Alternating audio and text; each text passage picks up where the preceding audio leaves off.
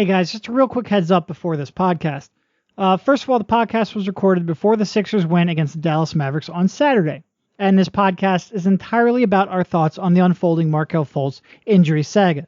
That means the podcast was also recorded before news came out that Fultz would be out indefinitely and that he would be reevaluated in 3 weeks.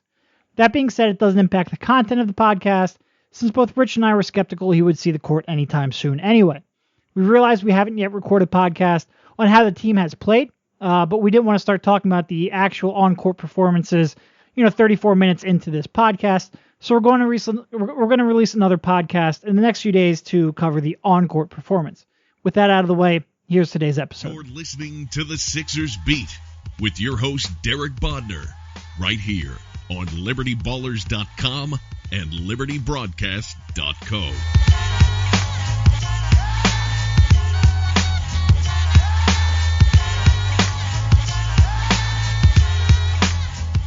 Welcome, everybody. I am Derek. I'm joined by Rich Hofmann on this week's Sixers Beat. On today's show, let's not kid ourselves. We have to talk about Markelle Fultz's shoulder.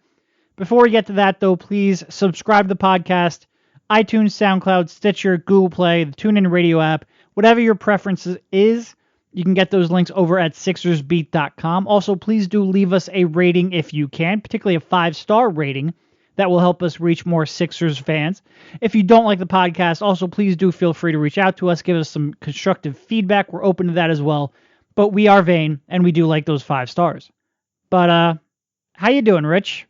Not too bad, Derek. Better than Markelle Fultz's shoulder for sure.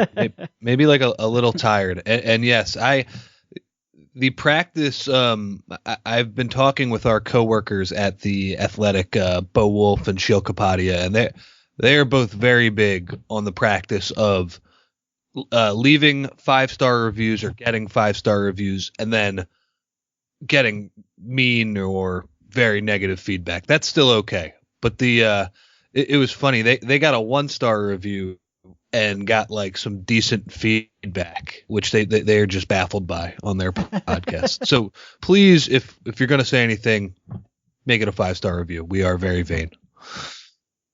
Yeah, we are very willing to be told why we suck. Just help us get our listener numbers up as well. I think we can accomplish both of those goals. All right, going on to Markelle Fultz. And clearly we haven't done a podcast since, we haven't released a podcast since the Sixers started playing. We did one the other day, and the news of Fultz's shoulder. Fultz's cortisone injection was, again, let me back up and correct that again. News that Fultz had fluid drained from his shoulder was released 15 minutes after we stopped recording, so we waited until all the facts came out and recorded a new podcast, which, by the way, it's good that we did because that fluid being drained turned into a cortisone injection. He missed the game against the Rockets. He'll miss at least the next 2 games and then be reevaluated on Tuesday. Rich, what in the hell is going on? Like, what in the actual hell is going on? I don't know. How many, we've been doing this for a few years now. How many podcasts do you think we've had to just trash because the news changed like that? It's probably above 5 now, right? Well, we just had it happen like 2 weeks ago when Embiid got his extension. Yeah. No, I think we ended up releasing that one, actually. We released it even though we spent half of the podcast speculating what the extension could be. So that happened, but we still released it. I know when Embiid broke his foot the second time, or required surgery the second time. Let me phrase that correctly. I think we had a podcast that we scrapped. Yeah. There's probably been like 3 or 4. A lot of good takes just didn't make it out into the world, which is too bad. But yeah, as far as what's going on with Fultz, I don't know. I don't think anybody knows. It doesn't sound like Brett Brown knew. Here's what we do know. Like, because it was funny. I kind of got mad at a guy on Twitter last night who tweeted at me like, it's obvious he was lifting and he hurt his shoulder and whatever. Like, forget about the lifting part. To say anything about this is obvious is just ridiculous. Like, what is obvious here is that Markelle Fultz has completely lost confidence in his jumper. What is obvious here is that the Sixers, Fultz's trainer, and who's the third party we were talking about last night? His agent. And his agent, who, I don't know what that guy was doing the other day, are basically contradicting themselves, and in some cases a war of words, and just basically saying the other parties are lying. It's one of the strangest things I've ever seen. And it's like, it kind of made me feel better yesterday because like I just have such a hard time even evaluating this, because there's so much conflicting information and explanations on why this is happening. And I don't know. You have all three primary participants, with the exception of Fultz, because when he's not practicing, he's not made available to the media. But you have all three of them talking on the same day, and I'm more confused now than I was at the start. I don't get how that happens. Yeah, and now that the Sixers have announced that Fultz is going to miss 3 games, my main question is, like, where do you go from here? I don't know how 3 games. I mean, Brett yesterday said he's excited about getting Fultz off the court and letting him work through his, I don't even know, his demons, his mechanics, whatever it is. But my question is, like, we're 5 games into the season right now. This isn't the time to be doing that. And I don't understand how missing like a week or a week and a half will allow him to work through whatever he has to. But I guess we'll see. Oh no. So they gave him the cortisone injection on October 5th. And over those 3 weeks now, he hasn't yet progressed to the point where he can even attempt a jump shot in game. So what's 5 days off going to do for his shoulder? I don't get what's really going to be accomplished here. You brought up a good point, though, in conflicting information. And at times, seeming like people are fighting against each other. There were a couple of instances of that here. And first of all, going back to his agent, people want to know why this came from an agent. It's pretty clear why this came from an agent, and it's because his client was getting killed in the press and on social media, and basically being made fun of because of his shooting form. You have people openly questioning whether he has the yips. Read into it, and you can probably come to the conclusion that he felt the team wasn't being forceful enough in saying that there was a legitimate injury, and that's the reason for his shot. So, okay, the agent's doing his job and figuring out my client's getting killed, and I have to go out there and control the narrative. Well, buddy, it's also part of your job to get the damn information right. How you can screw that up in the first place, I just don't get it. It's just sloppy, and quite frankly, it's unacceptable. It's your job to know your client's treatment history. It's mind-boggling. And fluid being drained and fluid being inserted are 2 somewhat different things. But moving on. I'm sorry, go ahead. Yeah, and when that report came out, or it's even hard to call it a report. I mean, it was the agent basically just talking to Woj. Right. I just thought, like, right away, like, man, that doesn't explain why. Like, it just didn't mesh with, like, the Sixers are a pretty cautious medical staff. I don't think they would be sitting. They certainly wouldn't be like, if this guy had shoulder. I mean, like, if fluid drained from his shoulder, they wouldn't be like, yeah, you can fight through this or whatever. Like, that just, it didn't add up for a lot of reasons too. And the fact that, like, his shot was already screwed up before he had that shot too. So, like, I don't know. It just, when that explanation came out, again, it's hard to know anything for sure, but it did feel like he sort of was trying to cover up for whatever Markelle is actually dealing with. Yeah. Okay, we're going to get into the war of words that's going on here in a bit, but before we do, I want to tell you about this week's sponsor, Greats. Greats is Brooklyn's first sneaker company with an assortment of stylish, versatile, and comfortable sneakers sold at a great price. Greats has a wide selection of men's and women's shoes with styles suitable for any occasion. I myself recently tried out their Prano line, which is hands down, and I mean it's not even close, the most comfortable pair of shoes that I own, and capable of being worn in the many different occasions I have to dress for, from late-night radio shows to press conferences and everything in between. And because they're so comfortable, they're a pleasure to wear all day long. We've teamed up with Greats to provide listeners of this podcast with a great opportunity. Save 15% on your first order with our offer code SixersBeat. Go to greats.com, that's GREATS.com, and be sure to enter SixersBeat to save 15% at checkout. Greats believes so much in their shoes, they offer a no-risk return and exchange policy, to guarantee that you get the right fit and the style that you love. That's greats.com and use our code SixersBeat to save 15%. And now let's head back to the show. All right, now let's get to, because there was a little bit of a war of words here, but besides just correcting what the agent said, there's also Markelle Fultz's longtime personal trainer, Keith Williams, who made multiple appearances, first with USA Today and then 94 WIP. So I'm going to play something here from Brett Brown, and then I'm going to play something from Keith Williams reacting to it on 94 WIP. All right, so here we go.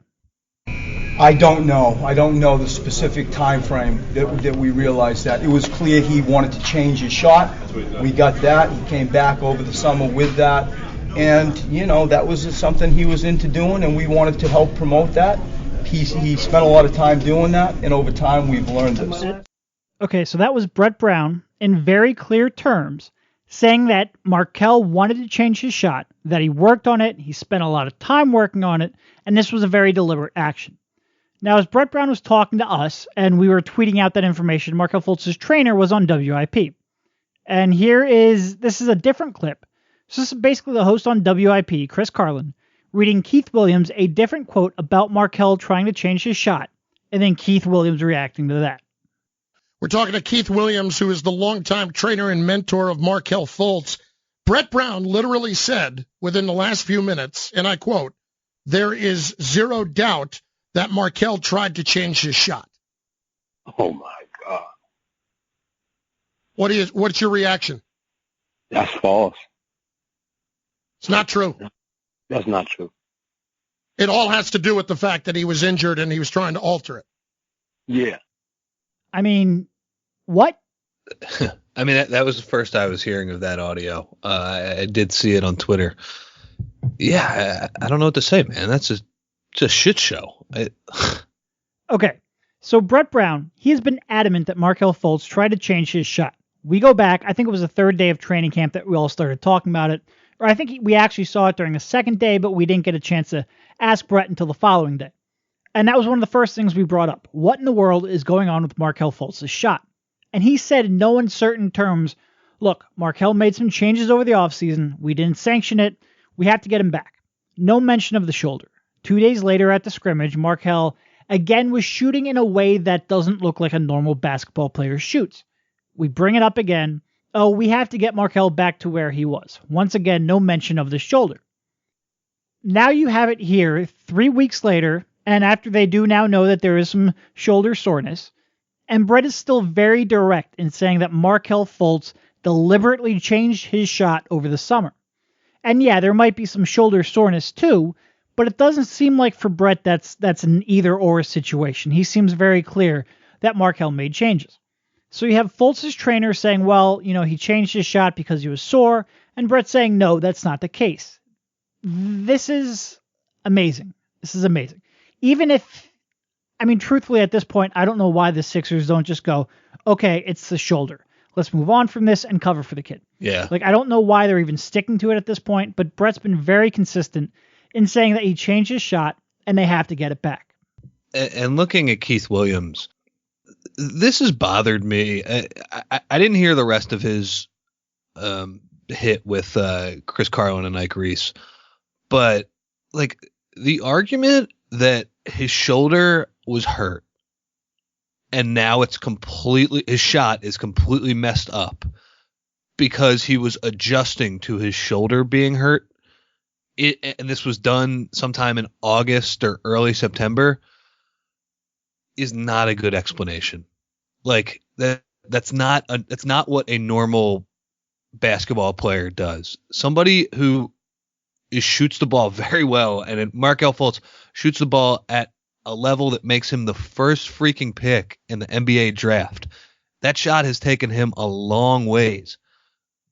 To have that shoulder injured to the point where he can't shoot like that in the summer, and then continue to work through it and try to shoot a different way, I'm sorry, that's not what a normal person does. This is not baseball where you're working on another pitch. You have your shooting motion. So even if that's the case, if you're Keith Williams and you're overseeing Fultz the whole summer and his workouts, and you're seeing him change up his shot, like, you have a lot of blood on your hands, man. Like, this is ridiculous how it got to this point. The second you saw him changing his shot, he needs to be shut down. Yeah. And that's whether it's in the season or especially when it's in the summer when nothing really matters. Like, that's the thing that's mind-blowing to me. Like, the idea that everybody accepts, oh, well, he was hurt and that's why he completely changed his shot. That's not a good answer. Right.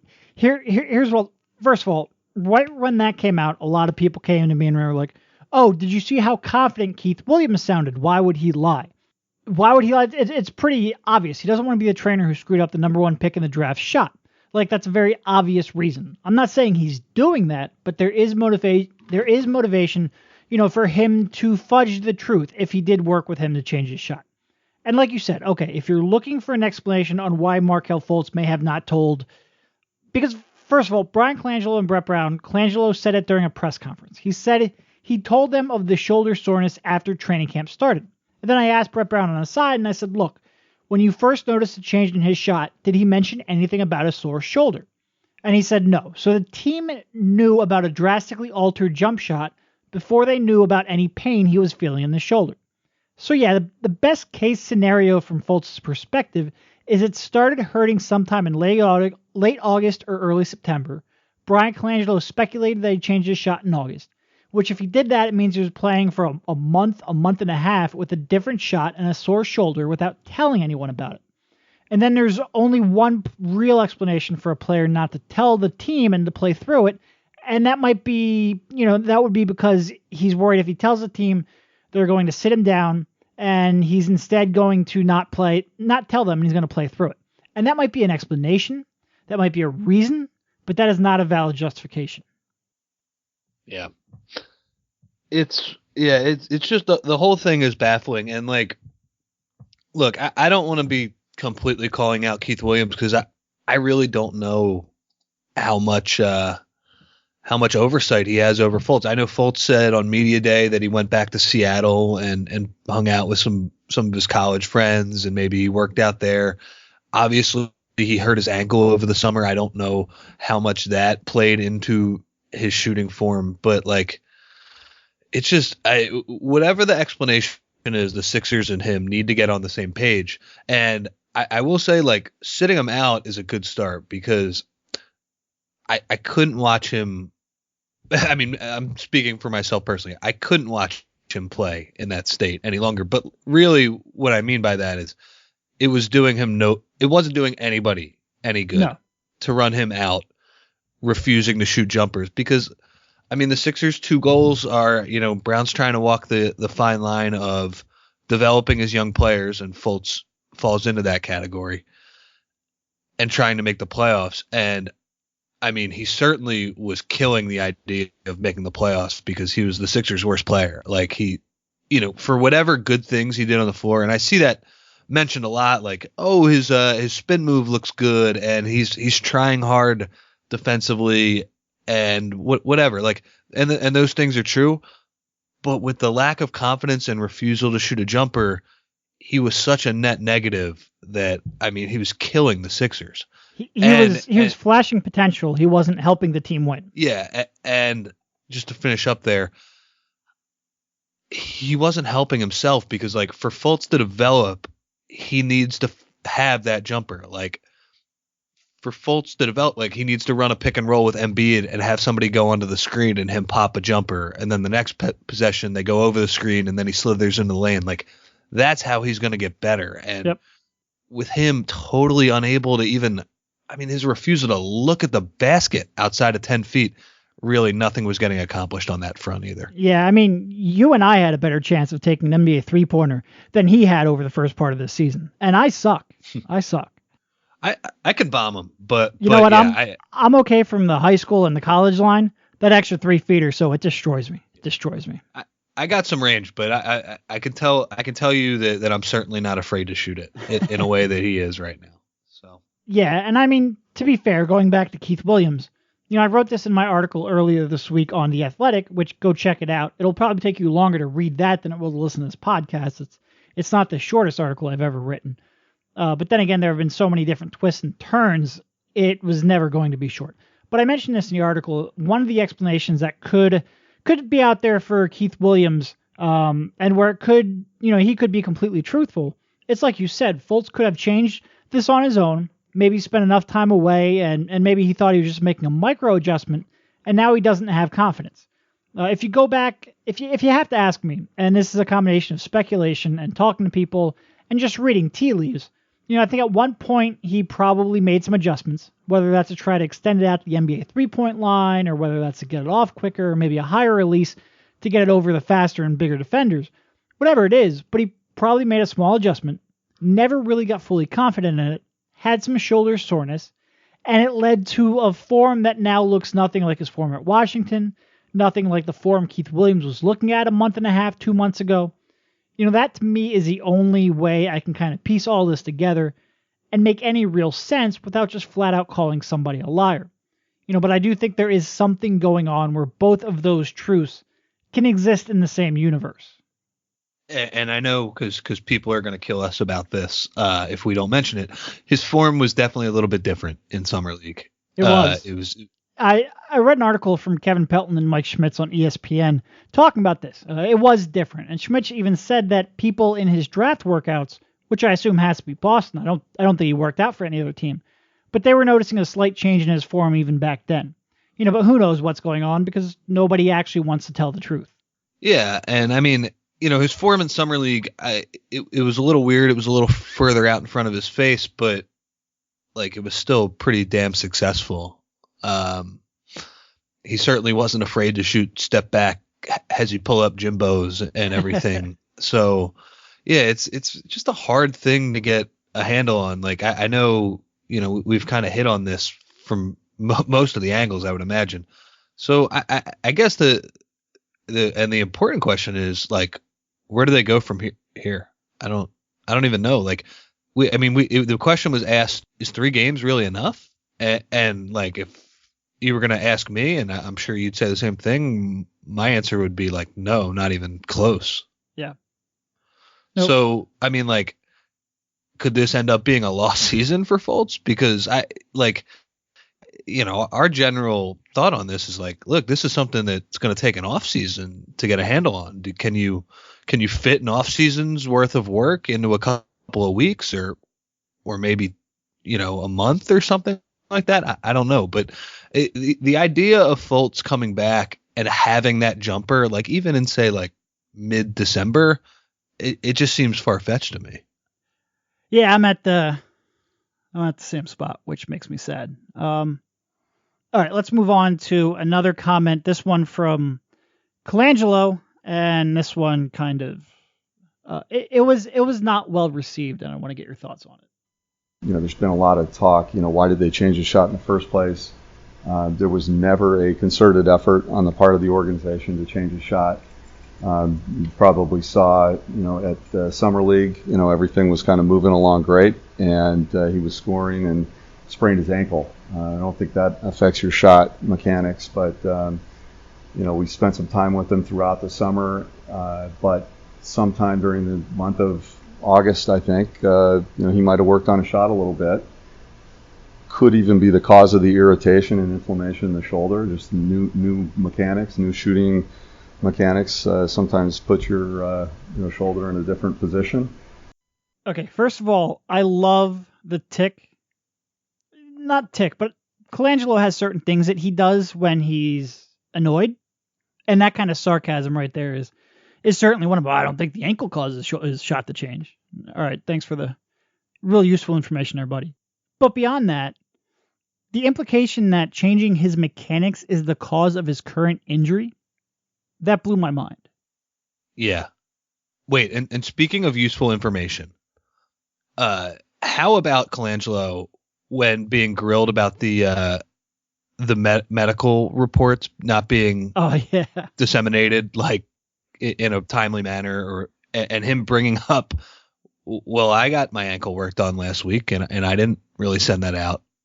Well, Brian, you don't play for the team, so nobody really gives a shit about what your medical status is unless you're actually unable to do your job, like not a sprained ankle or whatever it was. Here's a press release for the interest of full transparency and disclosure. I have a sore elbow. I'm pretty sure it's bursitis. It is, though, on my non-spacebar arm, so I'll be fine. I know, like, come on, man. Yeah, and as far as him saying that, like, it's pretty clear. I mean, Colangelo and Brown are talking a little bit differently about it, but in general, like, the Sixers have a similar, like, explanation. They think that whatever pain that Fultz is dealing with, one, it's not as significant as Fultz's agent made it out to be, and two, they think that he independently changed his shot, and that is the cause of everything sort of going haywire here. And I mean, again, this is just complete speculation and just trying to wade through all of the BS and conflicting reports. Like, if you gun to my head, if you ask me what happened, like, I think they're probably the closest to the truth.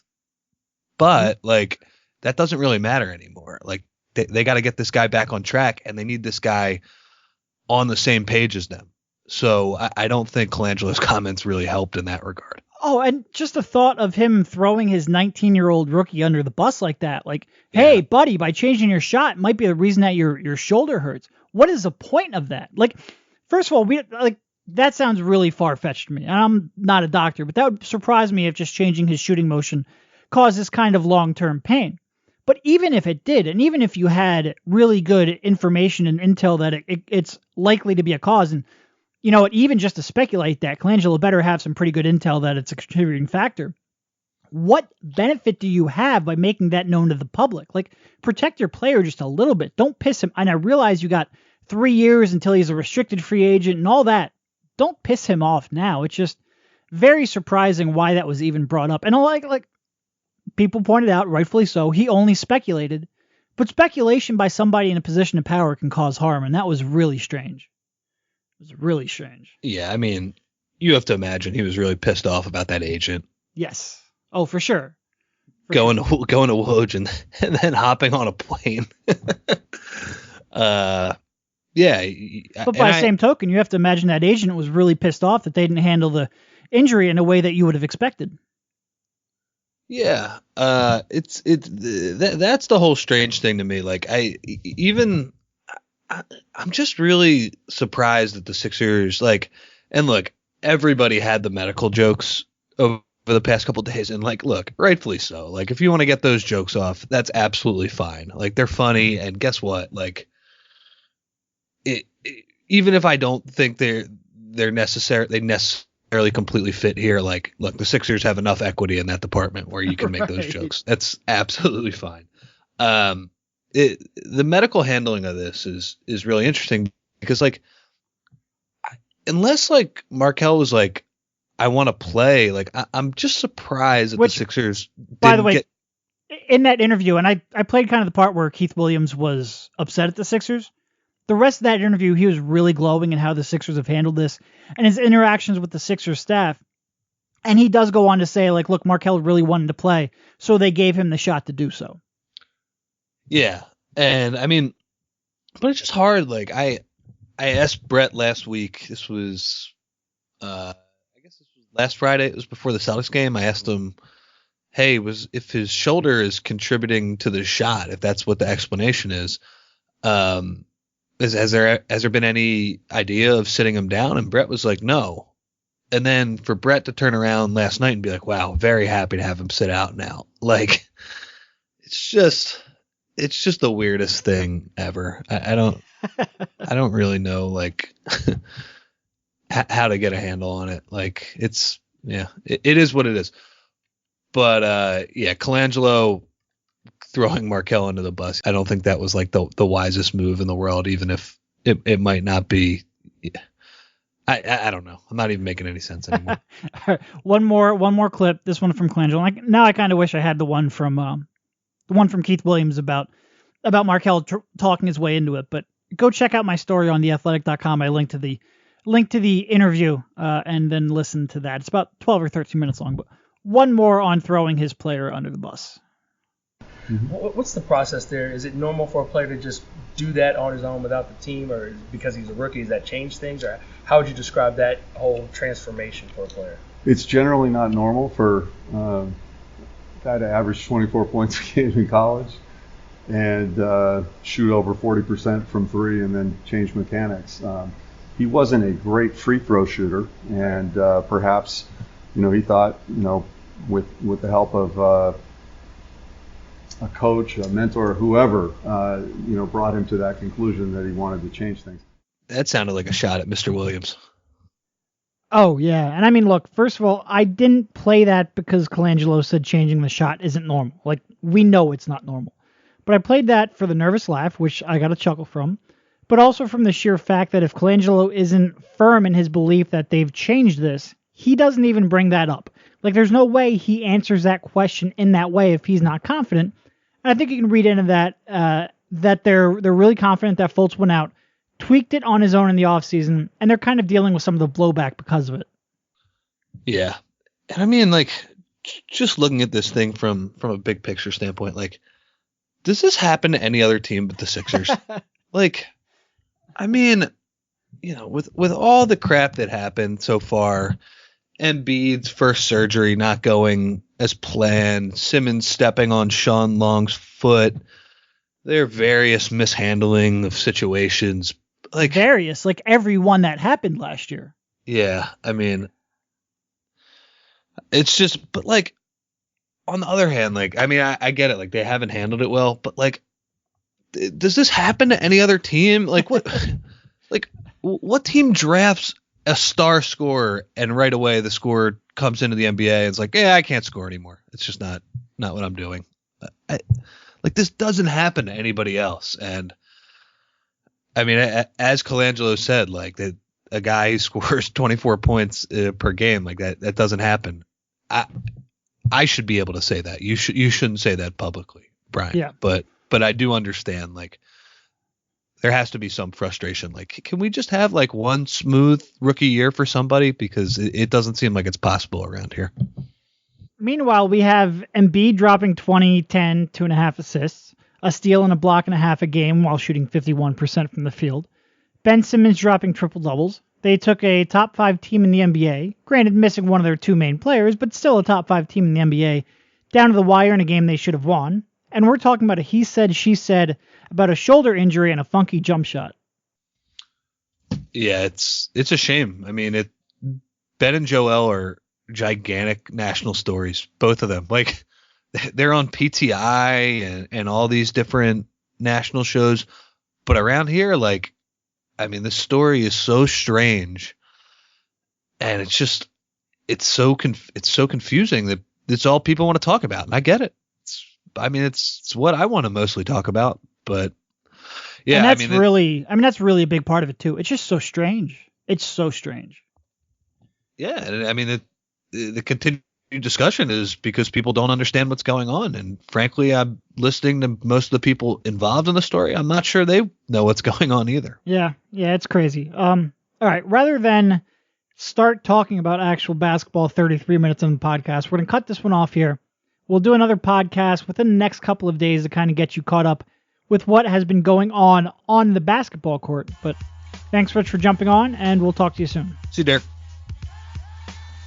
You've been listening to the Sixers Beat right here on LibertyBallers.com and LibertyBroadcast.co.